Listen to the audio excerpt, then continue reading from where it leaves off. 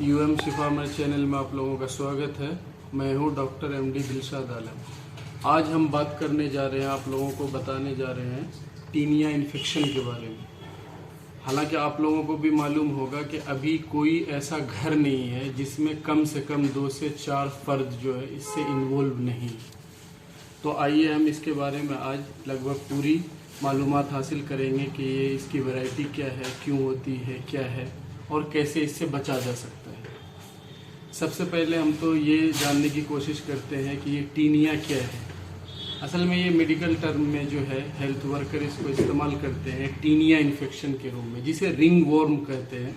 असल में वही टीनिया इन्फेक्शन है जो आपके हेयर पे, स्किन पे, नेल पे इधर उधर रहते हैं। यूँ तो स्किन में, नेल में, है ना, हज़ारों तरह के माइक्रोब्स रहते हैं, लेकिन वो क्या होती है, जब आपकी इम्यूनिटी वीक हो जाती है तो वही माइक्रोब का अटैक जो है आपके ऊपर बढ़ जाता है। खैर, ये टीनिया इन्फेक्शन जो है ज़्यादातर फैलता क्यों है, कैसे ये होता है? आमतौर से हम देखते हैं कि ये ज़्यादातर मॉइस्ट या हॉट क्लाइमेट एरिया में, जिसमें कि ओवर स्वेटिंग होती है, तो इसमें इसके इन्फेक्शन के चांसेस बढ़ जाते हैं। दूसरा ये होता है कि माल न्यूट्रिशन या न्यूट्रिशन की कमी। अगर आप प्रॉपर डाइट नहीं ले पा रहे हैं तो इससे भी आपकी इम्यूनिटी कम होगी और इन्फेक्शन से लड़ने के चांसेस जो है आपके पुअर हो जाएंगे, तो इनका इन्फेक्शन आपको होगा। ख़ास चीज़ इसमें जो एक और है, जैसे कि कोई पहले से इन्वॉल्व है टीनिया इन्फेक्शन में, अगर आप उसके कांटेक्ट में आते हैं या उसके क्लोथ में या स्विमिंग पूल में या उसके कोई भी थिंग्स आप शेयर करते हैं, आपके टच में आता है, तो ये एक दूसरे को फैल जाता है। और एक ख़ास मरीज़ जो है, जो देखने को मिलता है, इसमें अक्सर इन्वॉल्व हो जाते हैं क्योंकि उसकी इम्यूनिटी पहले वीक हो चुकी होती है। उसे ऑटो इम्यून डिजीज़ या जैसे डायबिटीज़ मेलाइटस, डायबिटीज़ के मरीज़ हैं, अक्सर वो इसमें इन्वॉल्व हो जाते हैं। इसको टीनिया के इन्फेक्शन के चांसेस जो बढ़ जाते हैं। दूसरा, ऐसे पेशेंट, ऐसे मरीज जिसको पहले से इम्यून सप्रेसर ड्रग्स चल रही है, यानी इम्यून को कम करने वाली ड्रग्स जो चल रही, क्योंकि वो चलने से उसकी इम्यूनिटी ऐसे ही वीक हो गई, तो फिर इसके चांसेस बढ़ जाते हैं। और एक और ख़ास और कॉमन जो है, जो आपको भी पता नहीं है और कुछ को पता है लेकिन वो फिर भी इसको फैला रहे हैं और ये गलती कर रहे हैं, तो इस मीडियम से मैं आपको भी बताना चाहूँगा कि आप भी आज इसके बारे में जान लीजिए ताकि ये यहीं पे रुक सके। जब आप स्टेरॉइड का इस्तेमाल करते हो तो यही स्टेरॉइड का बहुत सारी वैरायटी है, बहुत सारे फॉर्म है, तो वो आपकी इम्यूनिटी को वीक करती है, यहाँ तक कि वो टीबी के भी चांसेस बढ़ा देते हैं। और जब आप किसी भी मेडिकल स्टोर पे जाते हो या जो लोकल प्रैक्टिशनर हैं, वो अपना नाम बढ़ाने के लिए, बहुत फास्ट रिजल्ट देने के लिए अक्सर स्टेरॉइड का इस्तेमाल करते हैं, लेकिन ये गलत है। ये चीज़ आपको अभी के टाइम में बहुत ही मदद कर रही है इस टीनिया के इन्फेक्शन को फैलाने, ठीक है। और बहुत सारे हेल्थ वर्कर या डॉक्टर्स के आप सुने होंगे उससे कि ये जो है ज़्यादा पसीना निकलने से होता है, लेकिन ऐसा नहीं है। क्योंकि देखिए, ये भी स्किन भी जो है, ये हमारा एक्सक्रीटरी ऑर्गन है, एक उस चैनल में से एक चैनल है। अगर स्वेटिंग होती है तो ये अच्छी बात है, लेकिन यहाँ पे ओवर स्वेटिंग, अगर स्वेटिंग भी हो रही है, पसीने आ रहे हैं, अगर आप आधे घंटे 10 मिनट के लिए जैसे वॉकिंग करते हैं, कहीं पे कोई काम करते हैं, हो गया, फिर रेस्ट हुए, कपड़े बदल लिए, नहा धो लिए, इससे कुछ नहीं होगा। अब रही बात कि मॉइस्ट क्लाइमेट या उस तरह की क्लाइमेट जो आप जहाँ पे नमी होती है, तो वो तो वैसे भी होना है, क्योंकि आपने घर ही खरीद रखा है, तो 20 से 25 गज में बनाना है आपको घर, और घर भी बनानी है तो उसमें खिड़की भी नहीं छोड़नी है, कहीं से भी वेंटिलेशन के लिए रखना ही नहीं जो सूरज की किरणें आ सकी। तो वो जाहिर सी बात है, जब वो रेज नहीं पहुंचेगी तो ये इन्फेक्शन बढ़ेंगे, ठीक है।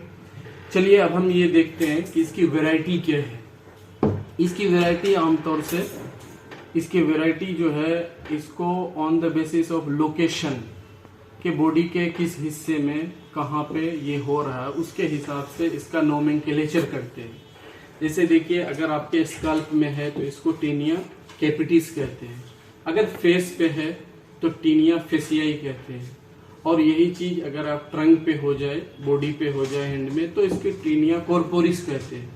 लेकिन अगर यही टीनिया इन्फेक्शन आपके नेल में हो जाए, ये नेल वाला ज्यादातर मेल को कॉमन होता है और एडल्ट में ज्यादातर देखने को मिलता है, फीमेल कम इन्वॉल्व होती है, तो इसको टीनिया ओंजियम या ओंगियम कहते हैं इसको। अगर यही चीज आपके फीट में हो जाए, पैर में हो जाए, तो इसको टीनिया पेडिस कहते हैं, और यही चीज आपके ग्रोइंग रीजन में हो जाए तो टीनिया कॉर्पोरिस कहते हैं। टीनिया कॉर्पोरिस में भी सबसे ज्यादा मेल इन्वॉल्व है और इसी को जोक इच भी कहते हैं। और टीनिया पेडिस में, पेडिस को एथलेटिक फुट भी कहते हैं, एथलीट्स फुट कहते हैं, क्योंकि इसमें ज्यादातर वो एथलीट्स जो होते हैं, खिलाड़ी, वो ज्यादा इन्वॉल्व होते हैं। वही स्वेटिंग की वजह से, नमी की वजह से, कॉन्टेक्ट की वजह से, या बहुत ज्यादा देर तक आप शूज पहने हुए हैं, उसकी जो जुराब है बहुत आप साफ नहीं कर रहे हैं, बहुत कंटिन्यू आप 24 घंटे 12 घंटे तक पहन रहे, तो उसमें ये चीज हो जाती है। अब बात आती है कि हमने इसकी वैरायटी भी देख ली और किस तरह से फैलता है ये इन्फेक्शन।